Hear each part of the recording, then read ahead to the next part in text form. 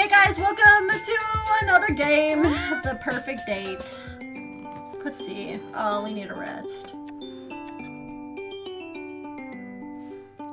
I don't late nap and wake up feeling revitalized. The energy has been restored. Magic.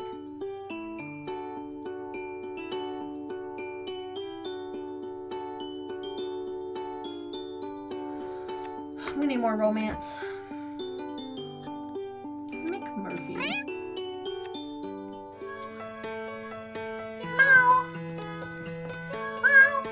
I love this music. The sweltering in the mess tent. Wait, I'm sweltering in the mess tent. Typical for me to get cook duty on the hottest day so far. I stepped out for a moment to try to catch some air. Psst. I'm not sure if I really heard something of words dehydrating and getting to me. I take a swig from my water bottle. Hey, aren't you going to share, Kata? Oh, McMurphy. What's up, Sting? What are you suggesting, Kata? I only use designated litter areas. McMurphy, you're incorrigible. You know exactly what I meant. Oh, come on, Kata. Never mind all that. We have work to do. I am working. I'm supposed to be cooking for this evening. I mean, work on the adventuring variety. Oh, of course you do. Oh, come on. Don't be such a bore. Sorry, McMurphy, but I can't. I'm very busy here. It's going to take hours to defrost and braise this meat from the mainland. Well, if you come with me, you may end up providing a much tastier dish in half the time. What'd you say, Kata? Up for it? I don't know that word. What are you saying? You mean I should just bunk off? That's the spirit. Strip your apron. Let's hit the trail. But I can't. What if someone comes looking for me? Leave him a note. Gone fishing. Maybe it's the heat. If I'm overcome with a moment of madness. Well, okay then. You wild Irish rover, I'm all yours. Ah! Now there's a thought. What the fuck? Before I can answer, he slunk into the tinker of the forest behind the clay cooking pits. I walk by with my apron and follow behind. Wait, Murph, it's too hot to run. Then we really have to cool ourselves off, huh? He leads me to a cliff and without warning takes a running jump off the edge. I see him flying through the air and watch memorize as he cuts through the water. Oh no, Murphy, are you okay? Don't panic, I'm coming. Go off my flip-flops and shorts and follow him to the water. I'm surprised how shallow it is and I'm easily able to stand. Murph, where are you? Wouldn't that hurt you? If it's too shallow and you jump off a cliff? I frequently search so fiercely for his safety and suddenly feel something brush against my legs. I make a screaming out loud. What's that? Look down in the clear water, see McMurphy speeding along the seabed like a shark. Fast and sleek, suddenly breaking up through the surface with something in his mouth. McMurphy, you can swim? What on earth is that thing? Oh my, it's a fish.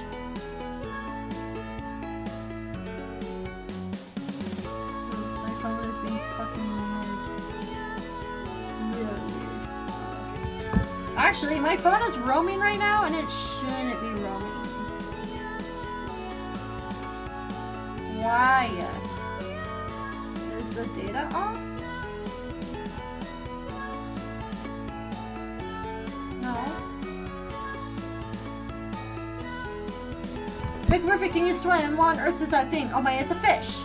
You can see it smiling even with the sprat in the way. You can fish? He spits the fish back in the water. There's surely no need to end my talents, Kata. You can say it again, Baba. I have so many questions. I don't even know where to start. Catch your breath, Kata. I know I'm exhilarating company, but you need to exercise a little bit of restraint. You'll be swinging on me. Relax. The salt water is very buoyant. I copy McMurphy and we lie both on our backs to the surface. It's very calming and tranquil. I'm able to collect my thoughts. I realize I have not this much clarity in a long time. This is so cool. I know. Trixie took me first. Calls it the ponder pole. Can you all swim then? I thought cats. Before I can even finish my sentence, McMurphy cuts in. It's a common misconception that cats can't swim. As you see, it's another thing we excel at. So humble too. As Nana McMurphy used to say, if you got a trumpet, blow it. What about the fish? Where did they come from? There's no birds or fish on the island. It's one of the first things they tell you in orientation. That's just because they don't know. Don't know what? It's better if I show you. Come on, Carter, follow me. We swim for a while, McMurphy leading the way with purpose, and he stops. Well, notice anything interesting? Well, the water's much cooler and deeper here. Anything else? You can feel anything? I sit perfectly still for a moment and feel a strange sensation around my legs, like warm trickling under the water. McMurphy, are you peeing? Don't be crude, Carter. It's a current. Look over there. I refocus my eyes until I see what I thought was rock shadow. It's moving. It comes closer to focus. I realize it's a shoal, a small fish darting in and out in one particular spot. What is that? I don't understand what I'm looking at. It isn't enough to see, Carter. To experience, you always have to understand everything. Well, yeah, that's my job. That's who I am, McMurphy. I'm a scientist. It's in my DNA to seek to understand. Come on then, scientist. Let's take a closer look. We take a little closer to the area where the fish are gathered. I put my hand to realize I can touch them and even pick them up, but something's stopping them from swimming further inland. McMurphy, we need to get going. I'll be in trouble if I'm away any longer, but thank you for showing me this. I'm definitely going to come back here and try to understand it. Don't waste your time, Kara. It wouldn't be a waste. I'm committed to find all that. Because when you cried as I'm speaking, I meant coming back here and, like, to this particular spot, the fishes won't be here. Oh, I see. It's only certain times? In different locations, it changes all the time. There's a pattern. There's no pattern to it either. So you're just sticking pins in the map, Kara. I brought you here, so I saw them this morning. Chances are they'll be gone by this afternoon. But this one it must be apparent from my face, but because McMurphy switches lanes super fast to distract me. Okay, Kara, time to strip off. Huh? That t-shirt will make a lovely net. Let's go fishing. I whip off my top off and use this net to scoop as many fish as possible. It's quite effective. Great idea, Murph! Now I can rustle up some tasty fish in no time and get to enjoy my company for an extra hour. Win-win, Kara. Okay, now, that was a little challenge for you. That, Kara, is music to my ears. There's a little I like in the gauntlet throne. Well, it's hardly a gauntlet, more of a brain teaser. How am I going to explain to the rest of the team this bountiful ocean offering? Why tell them anything at all? Because they're going to notice we're eating something that wasn't in the delivery list or in the menu rota. The taste's way too fresh for something definitely defrosted. You worry far too much about things that really don't matter, Kara. I know he's right, but I could do loosen up a little. It's pretty much a big dilemma, really. Maybe I have to tell Professor Popper about this. What's the harm? Max stops splashing around like something squirrely in the eyes. There would be harm, Kara. Trust me on that. Obviously, I don't mean to tell him about you or anything that would endanger any of us. Just notice this shell of fish that took some end of. You really think you can mention a phenomenon like this would ever be the end of it? You wouldn't start putting in matter investigations and disruptions into place? You're really touching naive, my friend. I felt myself blush. Am I being a bit naive? I don't like the thought of lying. So what do you suggest then? If you know much about everything, give me a plausible story and I'll follow through. Nickmore really lets out loud how and splashes water at me. That's what I like to hear, you impetuous daredevil, you.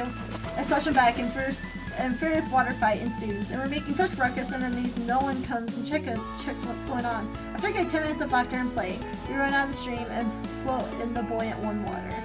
Let's hear it, Oz. What's the cover story? It's very simple, case of brazen bluffing. Okay, make a simple but delicious meal. If anyone should ask where the fish came from, shrug your shoulders and ask the same question. Huh? Sell in the poker face. You gotta remain completely impassive and ask the same question. Yeah, I wondered that too. Where did the fish come from? They're delicious. Really? Trust me, Kara, the cat, who's forever risking one of its 9. The simpler you keep it, the more they buy it, and you ask where you got it, you tell them the fridge. Simple. I feel giddy at the prospect of getting away with this ruse. Okay, Murph, let's gather that supper. We have abundance in no time. I haul my catch back to the kitchen in good time to make a tasty meal for everyone, and a little extra for my feline pals.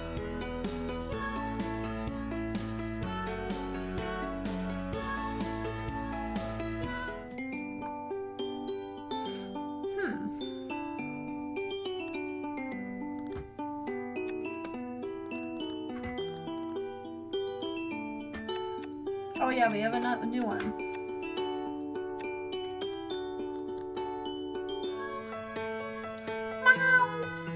I've taken some time off today. Trixie can show me the water pool she's been telling me about, and I have some sample bottles in my backpack along with some food and a blanket. If it's nice, we'll have a picnic lunch there. So these pools appear in different colors. They don't appear to be, homie, they are. Well, we can't prove them until we get them tested. Reflection, and dispiration can play some fancy tricks to the eye. Pooh! To your testing. Take all the magic away. Science person, you make all the world very dull, I think. Maybe you're right, Trixie, but let's see what wonders you're going to show me, eh? That's right, this way. She's just free from sight. I ran to the cliffside where she's walking, looking over the edge. I can see she's jumped to a small rock shelf, about 4 meters down from where I stood. Come on, you can do it. Don't be a fraidy cat.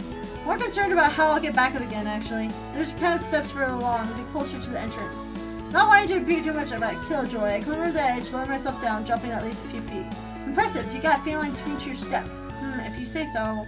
I'm worried that I might have twisted my ankle, but I don't want to say anything. Follow me, Springy. She's just bruised again, and keeping up It's like keeping up with a jackrabbit. Follow my voice! And suddenly an alarming sound coming from between the two rock faces. It's high-pitched screeching, very loud. I squeeze through the crevice and what looks like a cave without a ceiling. Trick, stop! It sounds so amplified in the closer, it becomes deafening. Sorry, homie, if it feels so good, have a try. What? Yell, shout, scream, sing, on top of your voice, loud as you can. Really? I feel self-conscious, but I'm dying to have a go. You only live once, it's so fabulous! She makes the noise again, this time I join in. It's fantastic, the cue sticks or something else, like an amphitheater. Eventually, ran out of steam, I flop on the ground, exhausted, but exhilarated too. After we've caught our breath, I'm ready to push onwards. We better get on, we don't want to get back late. We're here! Ooh. Surprised, expecting something more impressive, I suppose. This is the place? I looked around for the first time, noting several pools of water, not much longer than puddles around the edges of the enclosure. I see. Bend down next to the nearest pool straight away. That's the deepest red. It looks like blood. That's mine, like liquid sky. Sorry. Across the pool opposite Trixie, sure enough, the clearest, richest blue water. It's melted emeralds. Again, I followed to another pool, it's green and streaming foliage, and another's deepest purple, another orange, yellow, pink. Well, it's certainly amazing you said, Trix. How strange, though it's so different. What's causing it? It has to be a trick of the light. Put your hand in. Well, I'm not sure if this is a good idea. It could be a number of bacteria making this happen. Best not to touch until we're safe. I've done it lots, it's fine. Glance over and sure enough, for both fuzzy paws in the golden colored water. Somewhat reassured, I scoop some blue water and sniff it. It smells wonderful, as though it's been perfumed. What is the smell? It's weirdly familiar. Take a bottle and begin collecting water. My theory is about the light is blown when I line up the bottles together and retain their original hue. Something is dyeing this water. I can't wait to the lab and run some tests. We can go back easy way if you like. Follow me. We head back along the rock shelf and go past the spot we jumped down the way here. Further along is an ascent, just as Tricky said. I could hardly call it steps. Someone has clearly tried to make a trail here, but it's a bit rough and ready. Further along still, I can make out a large empty metal drum. It's rusted, obviously discarded some time ago. Okay. I take a closer look and see there's a tap near the base of the remains of the label. I could barely make out the words. A picture of it with my catalog to decipher later. The perfume I smell in the cave seems stronger here. I'm very intrigued. Trixie couldn't care less interested in all this. She's happily skipping ahead, looking for a good picnic spot for us. I have to be patient with my investigations.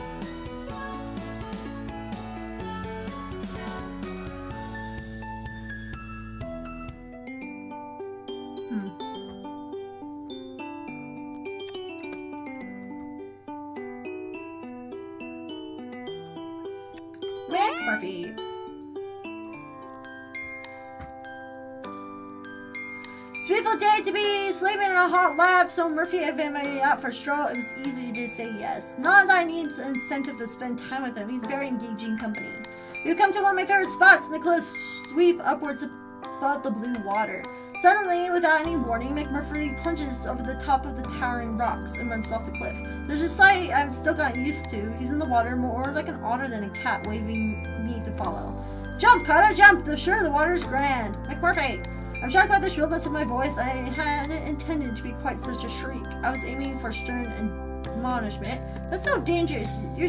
You could do yourself serious injury or worse from such a height. Oh, pish, come on, Carter, or you won't get to see the little surprise I have in store. You already surprised me enough for one day. Ha! Which one of us meant to beat the pussy? At this, I'm filled with indignance that takes over my body. Before I know it, I'm halfway beyond the ledge in the water and bracing for impact. This way. I'm still catching my breath as McMurphy heads disappears under the surface. My mind is saying, no, this is ridiculous. Get back to land this instant. But my body's following the Irish cat. Mine take a moment to adjust, but when they do, I can't believe I'm looking at. It's a ship. We reached the stern. It's pretty much intact. I can see the name on the rear port side. Though it's faded in word parts, the words are unmistakable. Kitty Desire.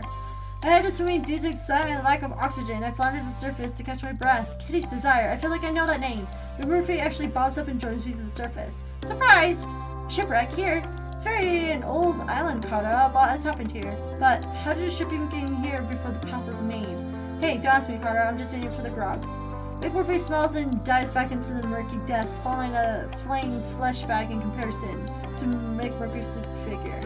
You get a closer look at their shipwreck. It's a big ship, like a trading vessel, judging from the size. It's hard to tell how old it is, but it certainly is a modern, maybe 18th, 19th century.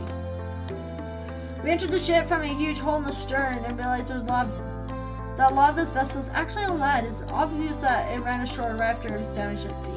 There's not much to ponder the mechanics of what happened as McMurphy is tugging at my t-shirt with his paw while gesturing with another paw outstretched to the cabin he wants me to enter. I'm grateful for the air trapped inside and gasp for breath. Here, Kara, look. Hang on, let me catch my... Yeah, he already ducked into the next cell. How is he not out of breath? I realize his ability to swim underwater is unusually strong, but he barely breaks the surface at all. In here, through the hole. He sounds really excited as I enter. I see why. There's a center in the cabin. It's a chest. It's wedged between a wall and surprisingly well preserved, writing desk, and the only thing preventing it from falling is being buried in the sand.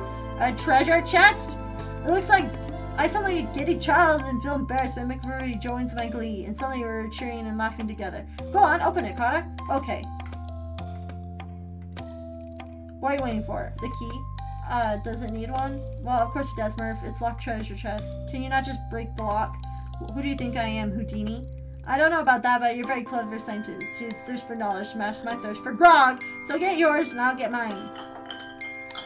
The Moggy grins before darting in the next cabin and hear familiar clinking bottle shortly after. I decided to try the lock anyway while McMurphy's getting his. I look for something, anything I can lever it with. I'm disappointed. Everything except his chest and desk must be washed away a long time ago. We have to come back with some tools to tackle that lock, Murph. There's no response. McMurphy is still busy looting and pillaging, so I decided to swim to the beach and get a better look at the wreck from land. While getting the scene properly, I can make out it looks like another large ship just further down the beach. I can hardly believe what I'm seeing. A huge vessel finding its way to island is strange enough, but to me the same unhappy fate is more than my brain can process. The proximity of the pair suggests a collision of some kind, possibly the second vessel could have been a pirate ship. Maybe it was attacking the merchant vessel? I get a feeling, looking at this conclusion, it's a very interesting story here. I wonder why Professor Purrfect didn't tell me about it. Obviously, he became aware of the two vessels. My nose for intrigue has started to twitch. But I'm burning to know more. I decided to take some of the debris splinters and small chunks of metal in my pocket for later analysis in the lab. When I'm satisfied that I got thoroughly combed the beach for specimens I've salvaged enough interest, I realized I haven't seen McMurphy for quite a while. My heart stops. My hairs, my neck started on end. Could have been so rough and worked and neglected to keep an eye on my friend. McMurphy? I met with silence in still water. I went back towards Kitty Desire, my heart thumping my chest. McMurphy! I jump in sea and swim back to the stern ship. There doesn't seem any life around here. I break through the surface and choke, trying to call out. My throat is full of salt water. Where?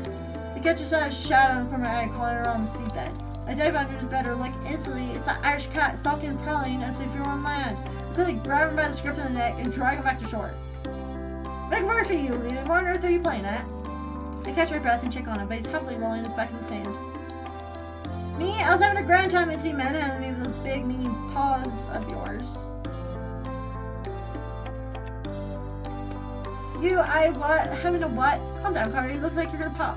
You've been underwater for ages. I didn't see you come up for air once. I've been blessed with fantastic breathing apparatus. But I didn't know that, did I? And you were worried about me? Oh, Carter, that's very touching indeed. I feel like a damsel in distress, rescued by a charming...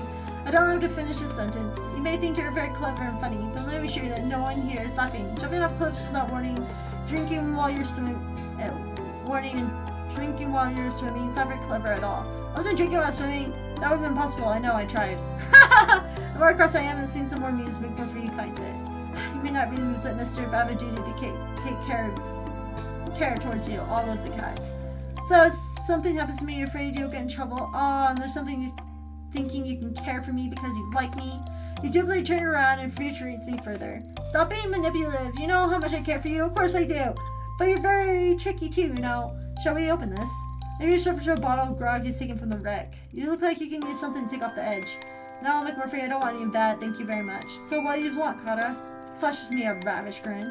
I want you to stop being quite so reckless. You give me a heart attack. Well, such as your heart is considerable concern to me, Kara. I'm afraid I can't promise to stop being what I am. It's like asking for the wind to stop blowing. The wind does stop blowing sometimes. He lets out a long laugh. You really are a scientist, Kata. Nothing will ever change that. I understand what he's saying. I need to allow him to do his own thing. Okay, come then, let's start heading back. Actually, Carter, you go ahead. I'll catch up to you later. He winks. I'm no doubt as to what he wants to do for the rest of the day. I don't know if I chose the wrong choice. That one was a hard one. To be like, which one was the better one? I'm gonna rest. In the class at my university, the tutors they were all waiting, and I turned to my friend who sits behind me to make a joke, and the tutor's car breaking down that my friend isn't there. Instead, there's a giant cat. It looks like an owl there. It bares its teeth at me, letting a menacing little growl. Just as I'm about to scream, the tutor arrives, buzz with Professor Popper. You look if you've seen a ghost, Felix. I'm trying to answer back and tell him to look behind me, but the words don't come out. I'm rigid with fear. Can't move, can't speak, can't scream. Everyone else is acting like things are normal. Can't I see it? I forced myself to turn again and look at the terrifying cat, but it's not there. It's just an ordinary domestic cat. Everyone's laughing at me. Now I see everyone from the island. The Margaret, Joe, Bob, Zane, Popper, and pointing and laughing. I jump out of my seat to leave, but I'm in bed in my tent, set bolt upright. I should be in. She's so close to bedtime. Is that a thing?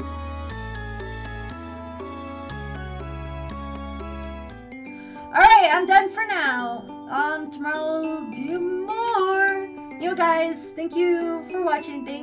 Please comment, like, comment, subscribe, support me on Patreon. I love you guys so much. Bye.